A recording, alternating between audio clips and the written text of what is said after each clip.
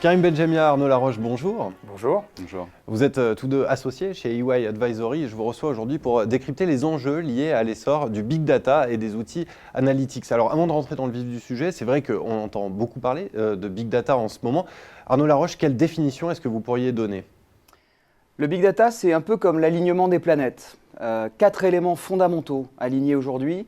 Le premier qui est un élément contextuel, qui est celui de la digitalisation de notre monde et qui fait qu'aujourd'hui, nous, êtres humains, on laisse des traces à peu près partout où on passe.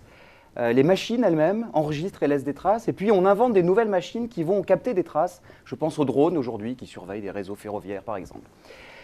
Deuxième élément, qui est celui de l'évolution de la science et qui fait qu'aujourd'hui, on a à notre disposition énormément d'algorithmes très prédictifs et qui permettent donc d'anticiper des phénomènes qu'on avait du mal à anticiper par le passé. Troisième élément, technologique. La technologie a évolué et aujourd'hui on est en capacité de traiter d'énormes volumes de données, structurées ou non, et d'appuyer sur ces données les algorithmes dont je parlais précédemment.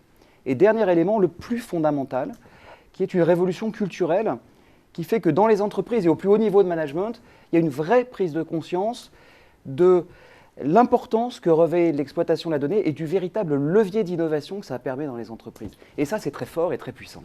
Alors justement, Karim Benjamia, quelles applications pour les entreprises? Où est-ce que le big data permet aux entreprises d'innover?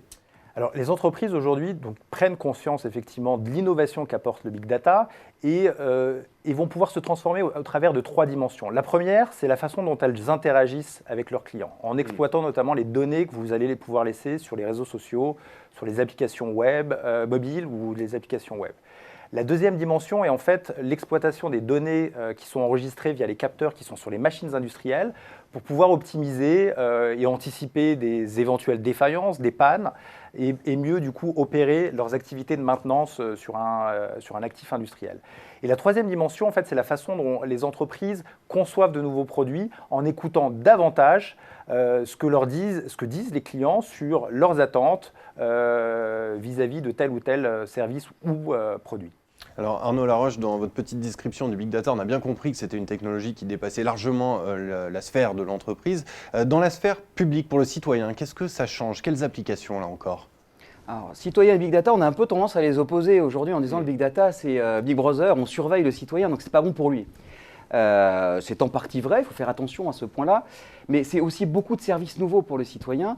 Quelques exemples, si on pense au marché de l'emploi, qui est un sujet majeur dans notre économie actuellement, le big data, les algorithmes permettent aujourd'hui de mieux rapprocher l'offre et la demande d'emploi, les demandes de compétences par les entreprises et les offres de compétences par les gens qui cherchent un travail, et ce par zone géographique par exemple. Autre sujet très important, très porteur, la ville connectée, ce qu'on appelle les smart cities, qui font qu'aujourd'hui on peut imaginer des systèmes de déplacement, de transport intelligents, plus économes, plus durables. La santé connectée, qui fait qu'on imagine de nouveaux modes de diagnostic des maladies, même de nouveaux modes de traitement des maladies. Et puis des sujets d'efficience de l'action publique, de meilleur dimensionnement des ressources par rapport aux besoins, de meilleure sécurisation du citoyen, lutte contre le terrorisme. Donc énormément d'applications de la data dans la sphère publique et au bénéfice du citoyen.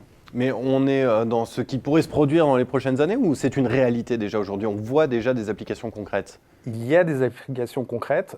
Regardez, prenez un exemple qui n'est pas très éloigné de nous, le cas du Vélib. Aujourd'hui, la ville de Paris met à disposition du grand public les données qu'elle collecte sur nos usages. Et alors, typiquement, si ce soir, vous allez au restaurant, vous allez au ciné, et que vous voulez savoir, en sortant du ciné, si vous avez plus de chances de trouver une borne et un vélo disponible à gauche plutôt qu'à droite, eh bien, il y a des applications qui ont été développées qui utilisent ces données d'usage et qui permettent aux citoyens d'avoir ce type de service. Eh bien, merci à tous les deux pour cet éclairage, ce décryptage des enjeux liés à l'essor du big data. Merci beaucoup. Merci à vous.